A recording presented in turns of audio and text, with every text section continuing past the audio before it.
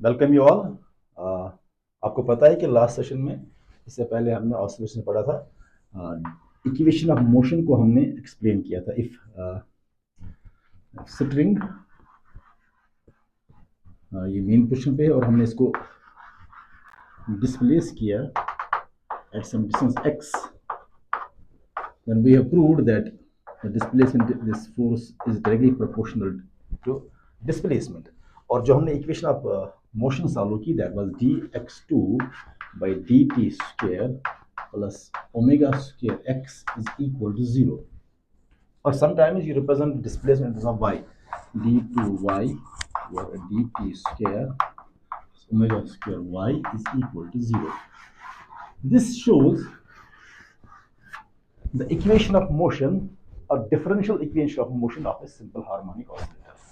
अगर आपका क्वेश्चन आता है derive the equation of motion for a simple harmonic oscillator, आप ये कर सकते हैं। लास्ट लेक्चर में हमने इसको प्रूव करके दिखाया कि हम यहाँ f is equal to minus kx लेते हैं, k is constant, इसको हम m d2x over dt square लिखते हैं, its acceleration is equal to minus kx, और फिर बाद में हम d2x over dt square plus k by m x is equal to 0, इसको ओमेगा स्क्वायर लिखते हैं, and you get the differential equation of simple harmonic oscillator.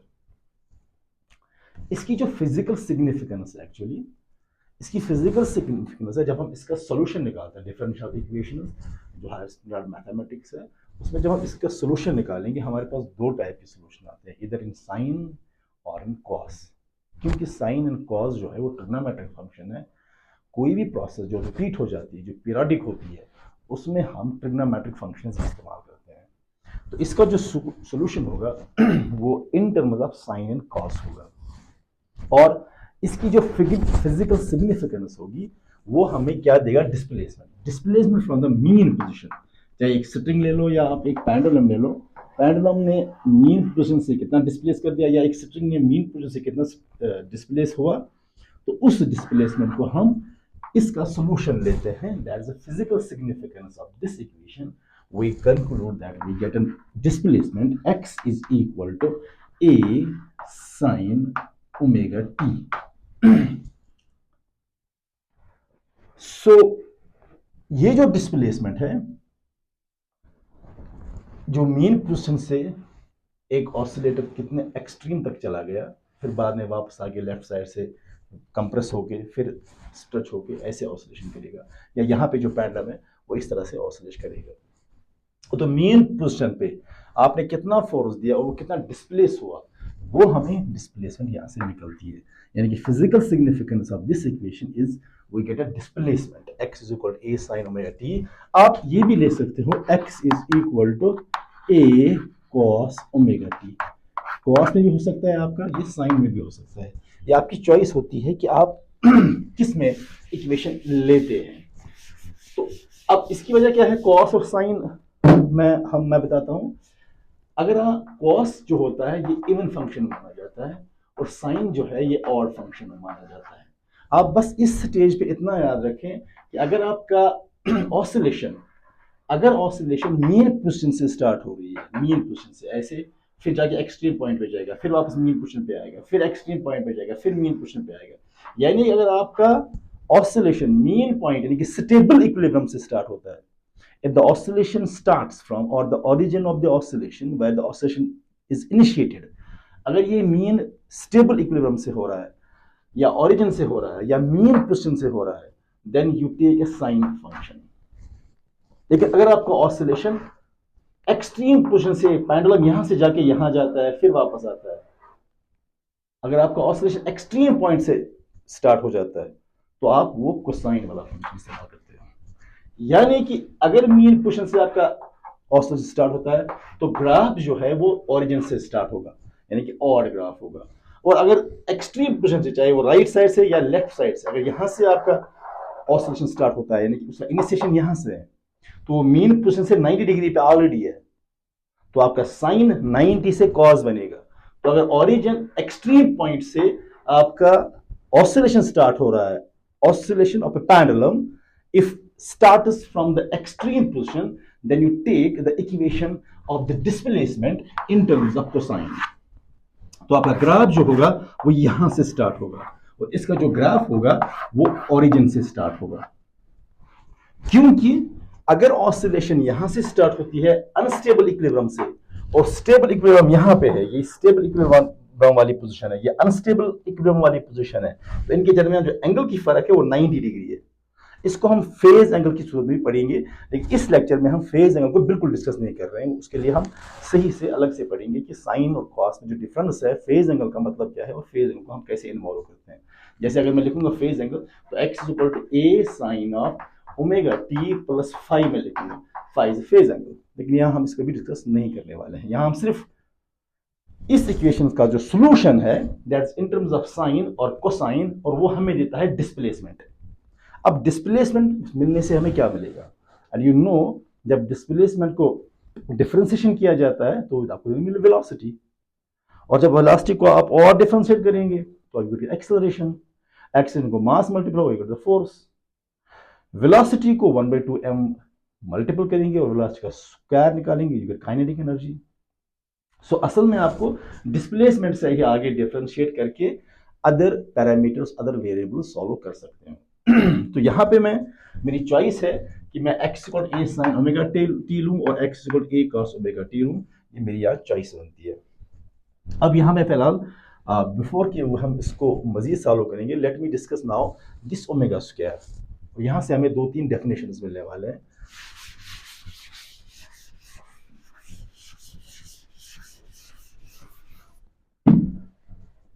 Omega square is equal to k by m और omega is equal to k by m under root। Omega जो आप ले रहे हो is equal to k by m, ये सिर्फ string के लिए है, दिस इज फॉर स्ट्रिंग। अगर आप स्ट्रिंग की बात कर रहे हो तो आप यहां k यानी कि स्प्रिंग फैक्टर, स्प्रिंग कांस्टेंट को, और मास इनर्शियल फैक्टर इसको कहते हैं, ये स्ट्रिंग का होगा अगर आप स्ट्रिंग की बात कर रहे हो। अगर आप पेंडुलम की बात कर रहे हो, अगर आप पेंडुलम की बात कर रहे हो तो पेंडुलम में आपका ओमेगा जो बराबर होगा दैट इज द लेंथ, और यहाँ पे g होगा एक्शन ड्यू टू ग्रेविटी, यहाँ पे अंडर रूट ऑफ l/g होगा। So your omega in case of simple pendulum will be l/g, यानी कि डिस्प्लेसमेंट फैक्टर या एम्पलीट्यूड फैक्टर भी कहते हैं इसको, ये, और एक्सेलरेशन फैक्टर, एक्सेलरेशन फैक्टर। तो ये वैरी करता है, यानी कि ओमेगा जो है that's under root of k by m, this k is a spring factor and m is inertial factor. अगर आप बॉब की का बात कर रहे हैं ऑफ मास m, और बॉब की जो लेंथ है जहां पे टाई अप है, then you get under root of l/g length factor, displacement factor, क्योंकि बॉब कितना मैक्सिमम एक्सट्रीम पॉइंट पे चला जाएगा, the maximum displacement of this pendulum gives the amplitude. हमारा स्ट्रिंग डिस्प्लेस हो रहा है या हमारा बॉब डिस्प्लेस हो रहा है मीन पोजीशन से, जब ये मीन पोजीशन से एक्सट्रीम पोजीशन पे चला जाता है, मैक्सिमम कितनी डिस्प्लेसमेंट ये करेगा। देखो यहाँ पे डिस्प्लेसमेंट हुआ है मीन पोजीशन से इतना, यहाँ से इतना डिस्प्लेस हुआ, यहाँ से इतना डिस्प्लेस हुआ, उसके बाद वापस आना शुरू करेगा, जो ये मैक्सिमम डिस्प्लेसमेंट दे देगा। यानी कि जो एक लाइन में ड्रॉ कर रहा हूँ यहाँ पे बेस लाइन, ये मीन पोजीशन लाइन है, इस पे जो ये मैक्सिमम जो हाइट ले लेगा pendulum, that mean length l के बराबर होगा, और l is equal to a के बराबर होगा, कुछ भी सिंबल रखते हैं हम, तो that maximum displacement is known as amplitude. यहाँ पे ये जो हमने इक्वेशन लिखी थी y is equal to a sin omega t, ये जो a कांस्टेंट है दिस एक्चुअली मैक्सिमम डिस्प्लेसमेंट, क्योंकि ट्रिग्नोमेट्रिक फंक्शन है साइन, साइन का जो मैक्सिमम और मिनिमम वैल्यू होगा that is between +1 and -1। Sine जो है ये ऑसिलेट कर रहा है हाईएस्ट वैल्यू 1 और लोवेस्ट वैल्यू -1, इसका मैक्सिमम वैल्यू +1 होगा और मिनिमम वैल्यू -1 होगा। यानी कि साइन और any trigonometric function specially sine and cos, it oscillates between -1 to +1। Minus one is the possible maximum value in negative side and +1 is the maximum possible value on positive side। तो जब आप इसका maximum value ले लेंगे, take it +1, you get y is equal to a, इधर this हम negative side में maximum value minus one, तो माइनस माइनस ए, तो ये एम्पलीट्यूड होगा। The maximum displacement is called amplitude, यानी कि आपका पेंडुलम कितना मैक्सिमम ऊपर जा सकता है, कितना ये बेस लाइन से डिस्प्लेस करेगा, मीन पॉइंट से डिस्प्लेस हो जाएगा। मैक्सिमम डिस्प्लेसमेंट को हम फिर एम्पलीट्यूड बोलते हैं। On the basis of projection, जो सर्कुलर मोशन में आपने पढ़ा होगा, सर्कुलर मोशन में से हम इसका प्रूफ निकाल सकते हैं। यूजिंग सर्कुलर मोशन हम प्रोजेक्शन डालते हैं ऑन वाई एक्सिस, ये वाई एक्सिस पे डालते हैं, फिर y divide by a is equal to sine omega t, y is equal to a sine omega t. ये ट्राइंगल निकाल के सर्कुलर मोशन में इसको सॉल्व कर सकते हैं using triangle these Pythagoras theorem using sin theta. You can calculate perpendicular beta hypotenuse y by a, then you get y by a sin theta. That's also one of the way from circular motion how to find out the proof for this y is equal to a sin theta, how to calculate the displacement. But the main method is from taking the solution from this very equation in order to get the this physical significance of this equation in terms of displacement. Because हमें displacement मिलेगा, then we can differentiate the displacement, we get the velocity, and differentiating again velocity, we get the acceleration. By that very means we can calculate all the these parameters involved in these oscillations, in this oscillatory motion. So आप याद रखेंगे कि omega is equal to under root of L by G. When we are talking in terms of pendulum, then you have a displacement factor and G, this acceleration factor. And we are talking about the string, then you have a string factor, then you have an initial factor. अब आप advanced physics में जाएंगे, यहाँ पे Bob का मास जो है, centre of mass यहाँ ही इसी में है और मास कंसंट्रेटेड है। लेकिन अगर आपकी सॉलिड बॉडी होगी, ऐसी इस शेप की बॉडी होगी और वो ऑसिलेट कर रहा है, then these values are changing. तो यहाँ पे दिस लेंथ फैक्टर, दिस या जो भी आप ले रहे हो, ओमेगा ले रहे हो इन टर्म्स ऑफ स्ट्रिंग है, या आप इन टर्म्स ऑफ पेंडुलम ले रहे हो, तो आपका ये जो चीजें हैं ये चेंज हो रही है, कांस्टेंट नहीं रहती है। हर एक ऑब्जेक्ट को लेकर आपका स्ट्रिंग वाइब्रेट कर रहा है, आपका बॉब वाइब्रेट कर रहा है, या कोई सॉलिड मटेरियल वाइब्रेट कर रहा है, शेप के हिसाब से, उसके साइज के हिसाब से, उसके सेंटर ऑफ मास के हिसाब से, और उसका मीन पोजीशन से उस पॉइंट तक जहाँ पे वो टाई अप है, उसके हिसाब से आप ये ओमेगा कैलकुलेट कर सकते हैं। और ये जो ओमेगा है, this omega will help us to calculate the time period as 2 pi by t, complete cycle.